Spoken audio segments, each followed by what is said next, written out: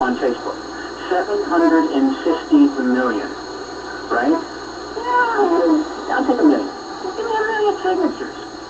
A million signatures on that petition would be a major international news story. It would go all over the world, and every time somebody read it, there'd be more signatures, and the upper limit would be hard to even forget. All right, Stephen, Stephen, just want to ask you for a second. You mentioned that you're at the disclosure concert now, and you said that the kind of signing mechanism that's involved in the petition is just a first name and a last initial. Irrespective of that, would there be any of these high-profile individuals that you would be lobbying to somehow get their names in front of this petition and be recognized in a way so that others of their profile might come forward? I have posted requests on Muse's website, Robbie Williams, Peter Andres, Dan Aykroyd, Shirley MacLaine's. I've posted, requests that they consider endorsing this on their Facebook page. A couple of those people are on my mail list. I'm encouraging other people to do the same, right? In other words, are you a fan of Robbie Williams? Ask them if he can endorse the disclosure petition, right? If one, I'm good. If a star like Robbie Williams were to go on a radio or television show and say, look, I'm involved, I like that disclosure petition, I've signed it, I want my fans to sign it, it would be huge, absolutely huge. So Muse, Aykroyd, Peter Andre, Robbie Williams, Shirley MacLaine, any of these could come forward at any moment and say, look, this is a deal, sign that petition. Will it happen? I don't know, but I know that, there's many people out there on Facebook, and they all post on their sites. We have, as you know, we have the greatest networking power the human race has ever seen. But what hasn't happened quite yet is we're not using it for our own benefit. We're not using it to get what we want as people, as society. We're still letting big money corporations win all the fights, buy all the votes, buy all the candidates. But we've got this way to be heard and a way to put our names behind our issues, but we don't do it yet. We're still not on board with it. All right, eventually we will. All right, Stephen, let me take a quick time. I'll come back and we'll follow up. A few more questions remain. I'd like to know, when we come back, whether or not the wording might potentially back the president into a corner. Maybe that was by design. You want him to formally acknowledge an extraterrestrial presence. Can the president do that? We'll find out when we come back. Stephen Bassett from the Paradigm Research Group and Victor Vigiani, Z-Land News Network, here on The Conspiracy Show. My name is Richard Serra.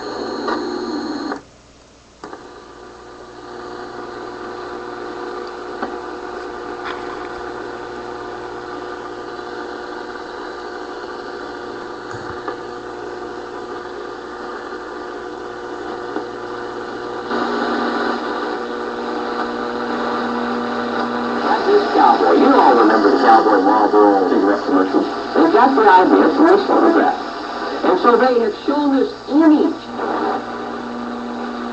Invincible. Wonderful.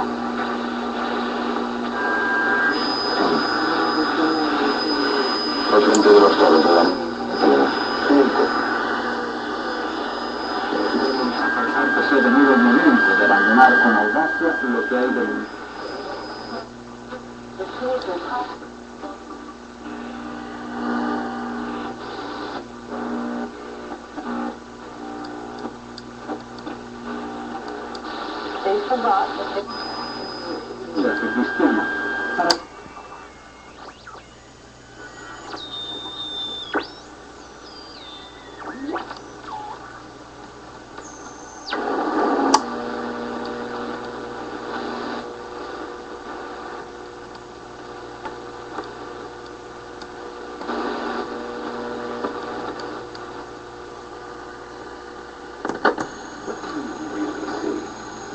You can tell all about it. This is The Conspiracy Show with Richard Serra on Zoomer Radio, AM 740. 2 days, 23 hours, 11 minutes, and 2 seconds, Mark, until the season 2 debut of The Conspiracy Show on TV, nationwide on Vision TV. That's 11 p.m. Wednesday, September the 28th, 11 p.m. Eastern. And the season 2 kicks off beginning with the Roswell UFO crash, which again, Victor Vigiani in studio plays a prominent role. And and that will be followed by a repeat from season 1. And then it's every weeknight until the end of the run of the series, for season 2, that is. So Wednesday the 28th of September, 11 p.m. Eastern on Vision TV. Check local listings. Looking forward to that. And also, we've relaunched the conspiracyshow.com website. Brand new format, and I think it looks pretty good. So all your information there on upcoming episodes, and you can link to the radio show there as well. All right, Stephen Bassett stays with us for a few moments yet, and then at midnight we'll be joined by Jerry Leonard to talk about Lyme disease and whether or not it may have been weaponized in a bioweapons lab. I was asking you about the wording of the petition, asking the president to formally acknowledge. That's pretty heavy words. Formally acknowledge. Is that going to paint the president into a corner? And do you care? No, I don't care. Disclosure is the goal of the disclosure movement. It always has been. And we haven't really accomplished much until we get it. Without disclosure, not much else can happen. But here's the beauty of this.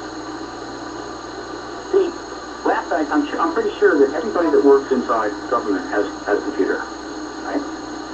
And so, even though the president, I do not think the President of the States today could simply do disclosure on his own. Without the cooperation and agreement of the National Security Agency committees that manage this issue, if they were not on board, I don't think he could do it. I think the risk would be just too enormous. Without those committees on board, it's possible some of the other nations wouldn't follow suit. It could be a disaster. And just would be bad policy, bad politics. So the President can't trigger on his own. He's got to have the cooperation and the agreement of the managing committees that work on it, that manage this issue and have since the 40s and 50s. But here's the great thing. All those people that work, all the intelligence guys, all the military guys, all the people working in underground facilities, they all have computers. They can all go to the White House website and look at the petition. And if the petition gets a lot of signatures, they're going to know it. And if the media covers it, they're going to read those articles. And so this message that a very large number of petitions sends is not just to the president, it's to everybody that goes to that site. And that includes the entire military intelligence complex. And so, again, we see what we're doing is we're really speaking to the entire government. It's the people saying, we are, as the information on the petition says, because there's an information paragraph there, we have a right to know and we can handle the truth. And that's all you're saying. Tell us the truth about the university we live in, please. We can handle it. Is the president formally acknowledging it more important than the release of the documents? Yes. Absolutely. The disclosure is the key. I expect the government will be... Look, the demand for documents and information will just immediately explode. There's no question. I'm not playing a game here. They know this. I'm not playing a game they don't know. That is a fundamental statement of the people. We want acknowledgement of the ET presence. We want the information about it, which is what the documents represent. Now, the government may say, look, we are going to acknowledge the ET presence, but we can't give you all this information. There's too many national security implications. And we can debate that. We can have a debate. But we need to take a fundamental position out here. Right, John, you don't get results without having a clear goal, right? And being ambiguous or agnostic. Do you want disclosure or not? Do you want the information or not? And then if the government wants to negotiate with you about it, fine. But the current position of the government is there's nothing to negotiate. There's no EPs. There are no documents. There's been no truth embargo. It's all a figment of many millions of people's imagination, which is why people don't trust the government anymore. Every day you hear another story about how trust in government has plummeted to a new low. What happens when nobody trusts government at all? I bet you it won't be pretty, right? It's not going to go well. In fact, nothing is going well. We have got to get back in the truth business. If the government doesn't do that, there are going to be enormously bad consequences. And there's only one way back to the truth business. It's not learning how to lie better. It's to tell the truth. You mentioned... You tell it often enough and people start to trust you again. Yeah, but you mentioned, Stephen, just a few minutes ago about the intelligence community that's controlling the whole thing, not necessarily the president. Managing. Managing it, exactly, yeah. Managing the whole idea behind the embargo. What if that intelligence agency weren't made up with a huge groundswell of media frenzy about this, would that kind of media frenzy, or even just sort of the viral nature of what you're hoping for over the internet, be sufficient enough for this massive management body, this organization that's really kind of underpinning the cover-up? Would they be affected by this, or are they just going to say, who the hell are you guys, forget about it? Let me rephrase this. Look, I believe, and a lot of my colleagues agree, that the consensus within the intelligence community or management community is probably move forward with disclosure. They're just not quite sure how to pull the trigger. It's a complicated, tough decision. And the other thing is that there are any number of things that could trigger a media frenzy. That's one of the reasons disclosure is so vulnerable. I mean, I can just list a whole number of things that if they were to take place tomorrow. I'm not talking about ETs landing on the White House lawn. I'm saying there's any number of things that could happen that would suddenly just trigger a media storm. And the truth embargo is so weak now, it could not withstand a media storm focused on this issue. It could not. There's plenty of press being written about the issue, plenty of articles being written, but that's not what we're talking about when we talk about a media frenzy. Everybody knows what that is. And if one gets kicked off by any number of things, it could be a pronouncement from some head of state or a comment by a former Secretary of Defense. It could be a reporter deciding to get real serious about this and asking a couple of key questions at the right time to the right person in the Obama administration, and on and on and on and on. Anything that the media is ready, right? They're not running to get that hook, but they're ready for it. So when it lands in their lap, I think they're going to jump on it.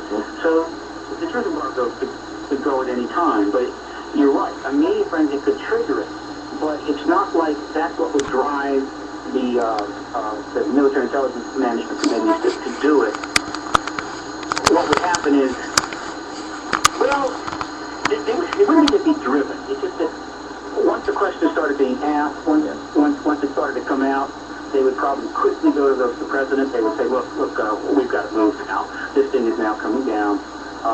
We've got to disclose, got to get it done. Let's do it orderly. Let's get it done quickly. Something like that. Well, I can tell you up here, Stephen, I can tell you up here in Canada, the numbers of reporters that I've been speaking to privately behind the scenes, they are acknowledging this thing in many more ways than I've ever seen or heard before. I'm talking about the reporters for the Toronto Star and for the National Post.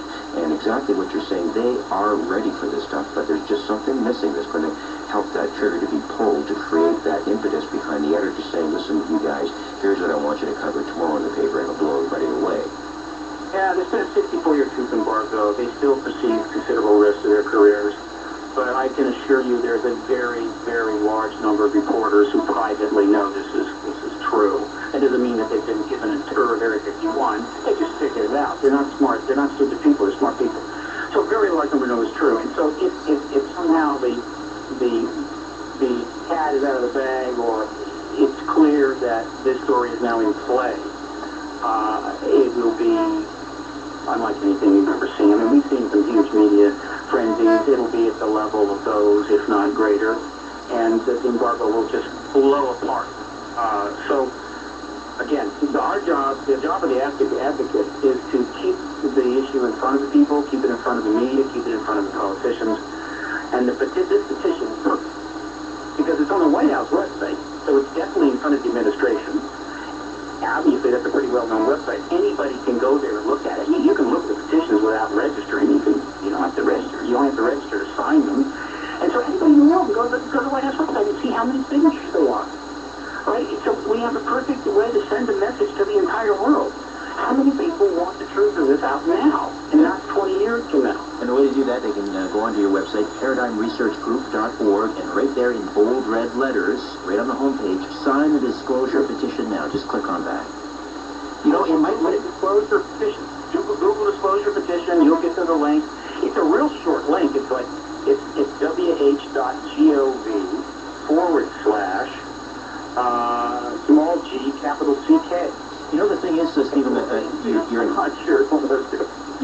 Hollywood tonight. What might happen is, let's say even if you don't get the big numbers on the petition, and let's hope that you do, but if the media can pick up on a name on there, let's say someone, you know, not that this has happened to this person, let's say someone like Sheryl Crow, or you know, Beyonce or someone like that happens to sign that petition, that's all